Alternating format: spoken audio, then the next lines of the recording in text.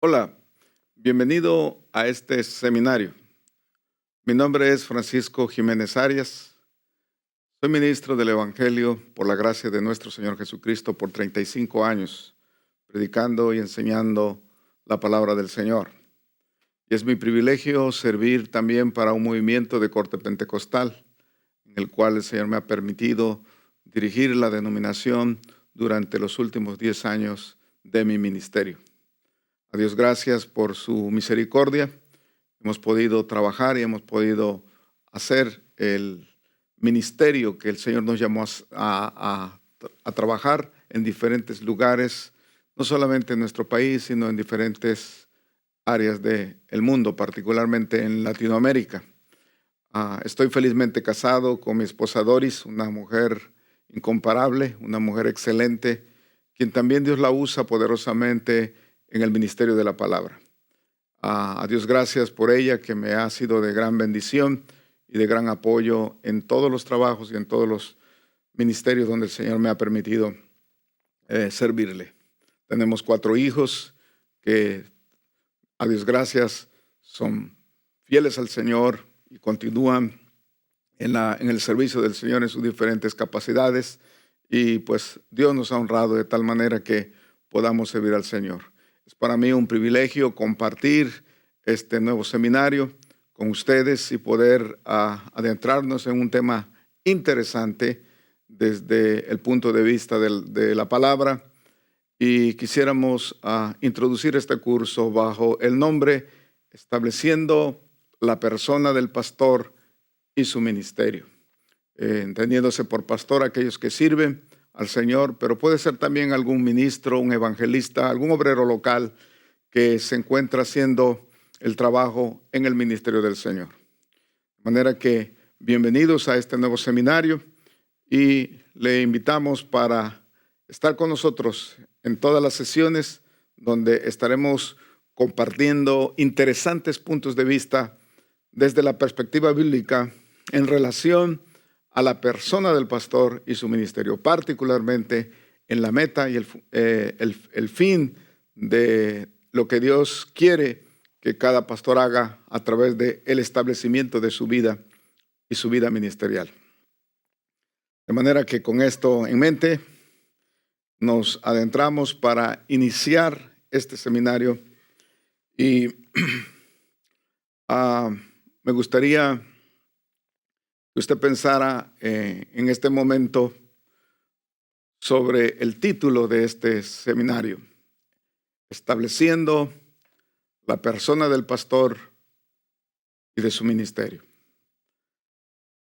Con frecuencia nosotros escuchamos o vemos a muchos obreros, muchos ministros que están sirviendo al Señor y que han pasado años, han dedicado mucho tiempo de su vida a la predicación, a la enseñanza, al ganar gente para Jesucristo. Pero pareciera ser que en ocasiones su vida es un tanto infructuosa. Pareciera ser como que los logros son muy limitados. O en ocasiones nos encontramos con ministros que, estando sirviendo al Señor por muchos años, de repente se encuentran como perdidos en un laberinto y cuando piensan en retroceso y evalúan lo que han estado haciendo, se dan cuenta o piensan que su ministerio no ha sido del todo significativo o satisfactorio para ellos.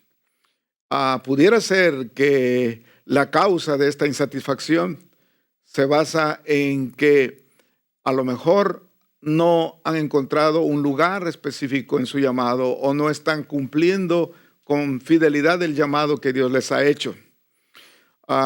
El objetivo de este seminario es ayudarle a usted a entender que desde el momento en que la gracia divina le toca o le alcanza para venir a los pies del Señor, y en el momento en que el Señor le escoge y le llama para hacer un ministerio específico, con un llamado especial y particular de parte del Señor, usted entra en un proceso que lo va a llevar cada día hacia la meta fundamental, que usted llegue a ser un ministro, una persona, un varón de Dios, un pastor, un evangelista o un líder establecido por Dios. Entonces, la meta de este seminario es que podamos concebir, que podamos entender que a menos que Dios nos establezca en nuestra vida, a menos que Dios establezca primeramente nuestra persona, podemos pensar en que Dios va a establecer también nuestro ministerio. Y obviamente con nuestra persona está nuestra familia, la esposa, están los hijos y a la gente que es cercana a nosotros y finalmente nuestro ministerio. Este es el llamado y este es el objetivo fundamental de este seminario. El Señor Jesucristo dijo una expresión muy conocida de todos nosotros. Él dijo: muchos son los llamados y pocos los escogidos. El tema del llamado y el tema del escogimiento que Dios ha hecho pareciera ser que en la expresión de Jesús no es exactamente lo mismo y no necesariamente los que son llamados entran dentro de la categoría de los escogidos. Es interesante ver que en la experiencia bíblica, en el Antiguo Testamento y en el Nuevo Testamento, encontramos personajes que fueron llamados directamente por Dios, que fueron llamados para una vida de santidad, fueron llamados para una vida de obediencia y fueron llamados también para un ministerio en particular. Y el ministerio al que ellos fueron llamados, era un ministerio que prometía grandes cosas. Sin embargo, nos encontramos que varios de ellos fueron finalmente eliminados, o por decirlo de otra manera, se autoeliminaron ellos y no entraron en el proceso de Dios, aunque fueron llamados, pero no cumplieron su meta final de entrar dentro de esos escogidos. Y a mí viene a mi mente este pasaje, porque cuando hablamos de escogidos, estamos hablando de aquellos que Dios dentro de los que llama, los elige y los establece y los pone para cumplir ministerios específicos que son trascendentes y que son importantes para la vida de esa persona llamada y para el avance del reino. De manera que, si me permiten parafrasear en esta hora este versículo, con permiso del Señor Jesucristo, cuando Él dice: muchos son los llamados y pocos los escogidos, me gustaría pensar que escogidos aquí es equivalente de establecidos. Muchos son los llamados y pocos los establecidos. Hay muchos que han sido llamados, muchos ministros, muchos siervos, muchos obreros, llamados a ministerios importantes, llamados a cumplir con tareas trascendentes. Sin embargo, no fueron establecidos. Y es muy triste encontrar ministros frustrados, es muy triste encontrar pastores frustrados, a gente con un llamado importante y aún con un ministerio aparentemente exitoso, pero que finalmente no sienten que fueron establecidos, o no hay el fruto suficiente o no hay el fruto visible para que se pueda decir: bueno, hay un resultado de ese llamado, Dios lo ha establecido.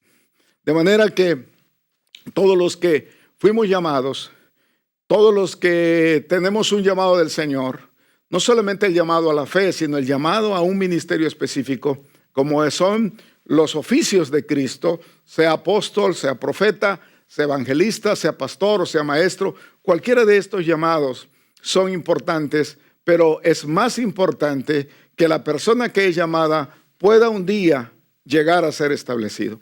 Todo esto es un proceso, y este seminario tiene que ver precisamente con este proceso, a través del cual el Señor nos quiere llevar y nos está llevando para que podamos ser útiles y establecernos realmente como sus siervos.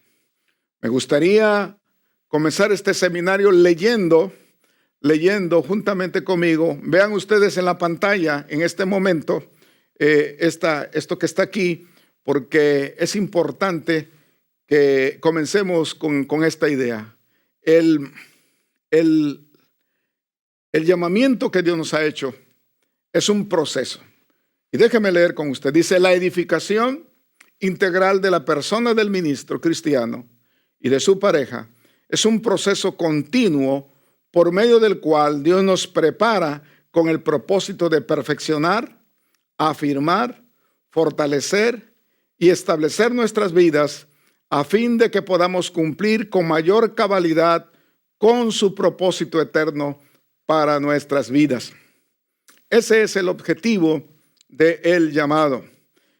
Es una preparación que Dios hace con el propósito de perfeccionarnos, con el propósito de afirmarnos, con el propósito de fortalecernos y finalmente de establecer nuestras vidas. Y el texto que estaremos usando, el texto base para este seminario, es 1 de Pedro capítulo 5, verso 10, particularmente, que dice: mas el Dios de toda gracia, que os llamó a su gloria eterna, después, dice la palabra, de que hayáis sido probados por un tiempo, él mismo os perfeccione, os afirme, os fortalezca y establezca. Y yo creo que este versículo es un versículo importante que nosotros vamos a estar tomando como base para hablar de este proceso al cual el Señor nos llama para nuestro establecimiento. Por supuesto, hay un objetivo terrenal que no debemos olvidar. Fuimos llamados, primeramente tenemos que entender nuestro llamado, que es un llamado eterno. Fuimos llamados a la salvación. Fuimos llamados para estar con Cristo un día, si nosotros somos fieles. Pero también hay un llamado terrenal, a un ministerio, a cumplir con una tarea, a establecer una misión aquí en la tierra. Yo no creo que Dios nos llamó solamente para irnos al cielo, salvarnos e irnos al cielo. Eso es lo que, en resumidas cuentas, queremos todos. Pero entre tanto que llegamos al cielo, entre tanto que estamos en la presencia del Señor, tenemos toda una vida aquí para vivirla. Y esa vida tenemos que planearla, esa vida tenemos que perfeccionarla, tenemos que afirmarla, tenemos que ser fortalecidos en esa vida. Por eso es importante que todos nosotros nos preocupemos por entender cuál es el objetivo terrenal. Lea conmigo, por favor, esta otra expresión en la pantalla, donde dice: el objetivo fundamental de nuestro crecimiento integral como personas y como ministros en esta tierra es que perfeccionemos nuestra vida de servicio, es decir, que podamos llegar un día a ser realmente establecidos en nuestro llamado y en nuestro ministerio.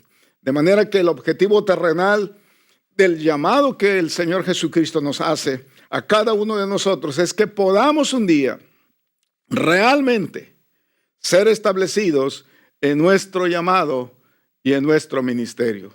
Si el Señor nos ayuda y si nos esforzamos y entramos a ese punto de ser establecidos, entonces le aseguro en esta hora que su vida no será infructuosa, que usted cumplirá su llamado y que trascenderá en el llamado que Dios le ha hecho, porque Dios lo ha llamado para hacer cosas grandes en esta vida. Dios no lo llamó para quedar tirado a lo largo del camino. Dios no lo llamó para que su vida quede estéril o sin fruto. Dios lo llamó para que su vida pueda resonar, para que su vida sea de influencia, para que su vida haga la diferencia. Y usted es llamado para influenciar a miles de personas, para influenciar el círculo donde usted se encuentra y aún más allá de su círculo cercano.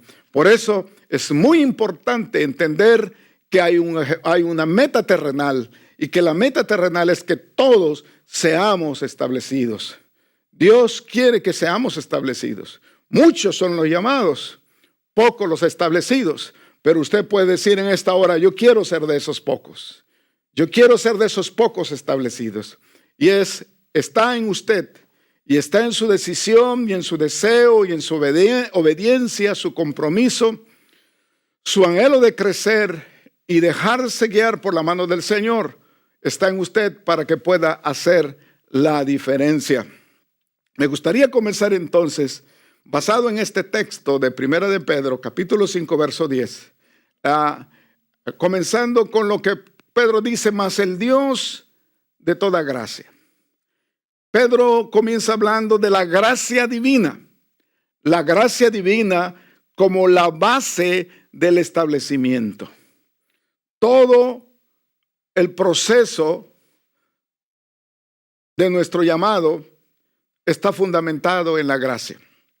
El proceso por el cual Dios establece la vida de sus siervos es un proceso de gracia, porque Él es el Dios de toda gracia.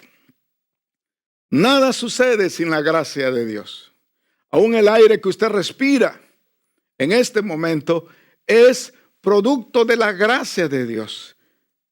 La luz que alumbra nuestra vida todos los días, el sol que nos alumbra, Cristo dijo que es la gracia de Dios, que hace que Dios indistintamente la da sobre justos e injustos. La gracia se mueve no solamente en el aspecto salvífico, sino se mueve en todas las esferas de la vida del creyente. El creyente camina por gracia, se mueve en gracia, actúa en gracia, y los resultados de su vida, los avances, los logros y los procesos son el producto de esa gracia divina.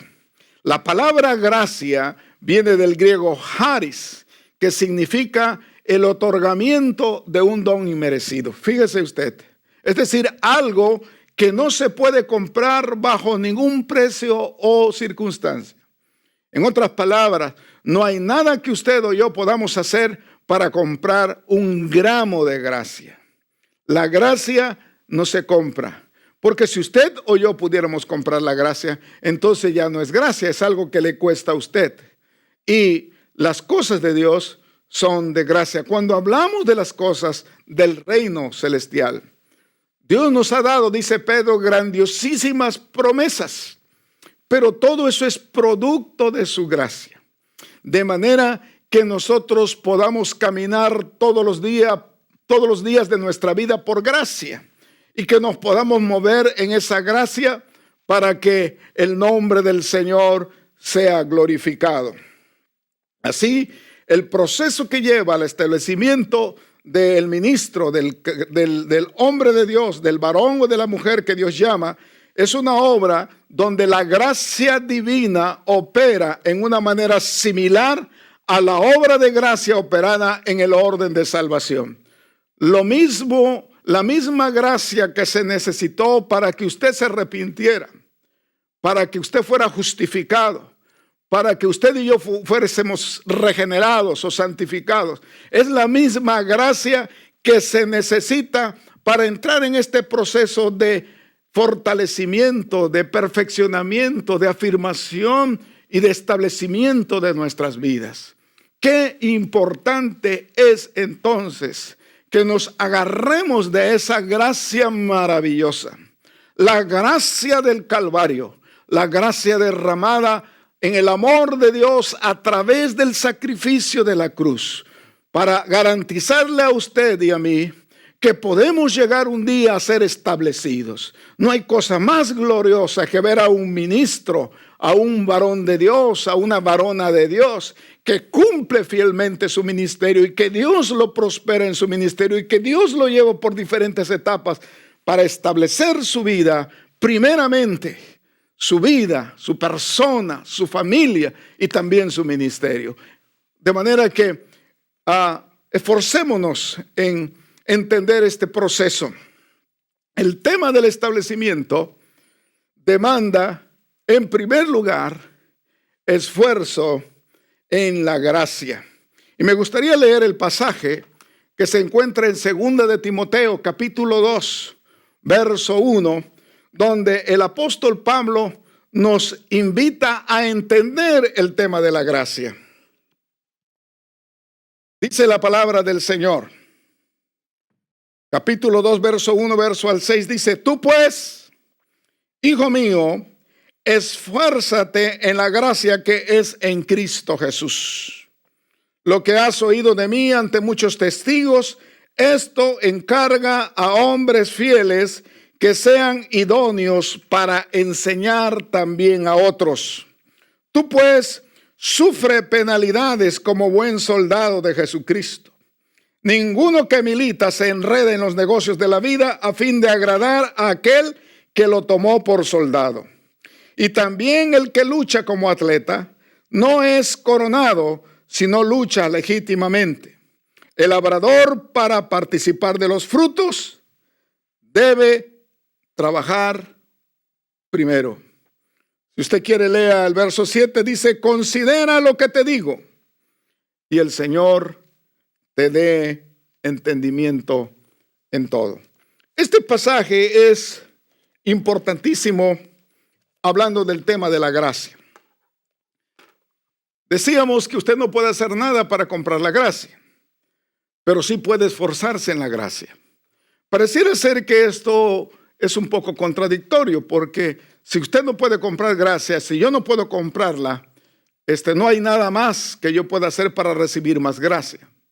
Porque por más que usted haga, por más que yo haga, no vamos a recibir más gracia de la que Dios quiera darnos a nosotros. Dios nos da de su gracia conforme a su voluntad, conforme a la medida del don de Cristo. Pero quiero decirle, Dios demanda que después que usted y yo hemos recibido de su gracia, nos esforcemos en la gracia. Eso es precisamente lo que el apóstol Pablo le dice a Timoteo: tú pues, hijo mío, esfuérzate en la gracia que es en Cristo Jesús.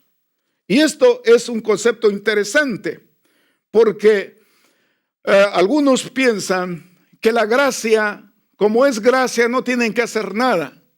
Y cuando no hacemos nada y no nos esforzamos en la gracia que Dios nos ha dado, lo único que estamos haciendo es tal vez malbaratando la gracia, o ignorando el poder de la gracia, o no estamos dignificando la gracia que Dios ha puesto en nuestros corazones. Es interesante que el apóstol Pablo comienza dando un consejo a uno de sus discípulos preferidos, Timoteo, un gran hombre de Dios también. Pero Pablo le recomienda y le dice: tú pues, hijo mío, esfuérzate. Esfuérzate en la gracia. Algunos de nosotros no nos esforzamos en la gracia, nos esforzamos en la grasa. Pero la Biblia nos llama a que nos esforcemos en la gracia que es en Cristo Jesús. Esto de ninguna manera contradice el espíritu de Efesios, capítulo 2, versos 8 y 9, donde Pablo establece que la salvación es una obra de gracia. Por gracia sois salvos. Y esto no es de vosotros, sino que es un don de Dios. No hay nada que podamos hacer para ser salvos por nosotros mismos, porque es de gracia. Pero sí podemos esforzarnos. Sin embargo, para Pablo, el esforzarse en la gracia no tiene que ver con un esfuerzo personal, no tiene que ver con un esfuerzo humano, no tiene que ver con algo que tú tienes que hacer personalmente a través de sacrificio humano, para poder obtener tu salvación. Pero sí tiene que ver con que tú estés dispuesto a dignificar, a honrar y a permitir que esa gracia que Dios te ha dado fluya a través de tu vida. Eso significa esforzarnos en la gracia. Cuando tú y yo nos esforzamos en la gracia, le estamos permitiendo al Espíritu Santo que obra en nosotros para que esa gracia que ha sido derramada en nuestra vida, que ha sido puesta en nuestra vida, fluya para bendición al cuerpo de Cristo, para bendición y edificación de otros. Déjeme tratar de explicar, de acuerdo a la palabra que hemos leído, el significado de esforzarse en la gracia. Por mucho tiempo yo luché para entender este concepto de esforzarnos en la gracia, porque pensaba yo que que aquí había una contraposición en mi teología de querer añadirle algo a mi salvación. Pero luego me di cuenta que lo que el apóstol Pablo estaba diciendo no era en términos salvíficos, sino tenía que ver más bien con dejar que la gracia del Señor cumpliera su propósito en nuestra vida, dignificando esa gracia. De manera que déjeme mostrarle algunos ejemplos. El mismo el apóstol Pablo, en este pasaje que leímos, capítulo 2 de 2 de Timoteo, verso 1 al 6, él mismo nos explica o nos da la clave para entender qué significa realmente esforzarse en la gracia. En primer lugar, esforzarse en la gracia significa disponer nuestras vidas tanto para enfrentar diversas penalidades como para aceptar la vida de la renuncia. Si usted lee conmigo el primer versículo, el segundo versículo dice: lo que has oído de mí ante muchos testigos, esto encarga a hombres fieles que sean idóneos para enseñar también a otros. ¿De qué está hablando el apóstol Pablo aquí? El apóstol Pablo está aquí hablando del aspecto del discipulado. El discipulado que es esencial para poder cumplir con la tarea. Disponer nuestras vidas de tal manera que podamos cumplir con el trabajo que Dios nos ha llamado a hacer. Dar testimonio de nuestra fe, moderando, enseñando y repusiéndonos en otros, eso es discipulado. ¿Cómo lo entendemos? Lo entendemos porque Pablo dice: lo que has oído en mí delante de muchos testigos, esto mismo enseña a otros, a hombres fieles, a fin de que ellos sean capaces de enseñar también a otros. Pablo está hablando aquí de 4 generaciones. La generación del apóstol, que es el discipulador; luego Timoteo, que es su hijo en la fe, que es el discípulo; y luego Timoteo encargando a otros las mismas enseñanzas que recibió de Pablo, haciendo una tercera generación de discípulos. Y luego encontramos los hombres fieles que van a enseñar a otros, que es la 4ª generación. De esta manera, esforzarnos en la gracia tiene que ver también con hacer el trabajo del discipulado. Esto es importante, esto es necesario, pero no solamente es eso.